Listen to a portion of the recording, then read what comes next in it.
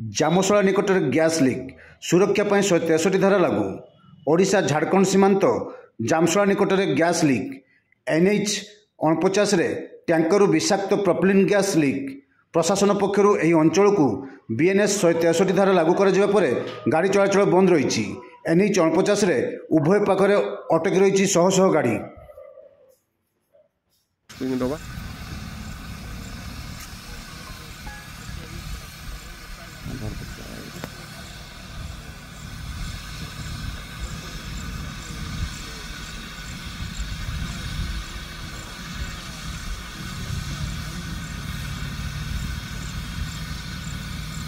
Swing it over.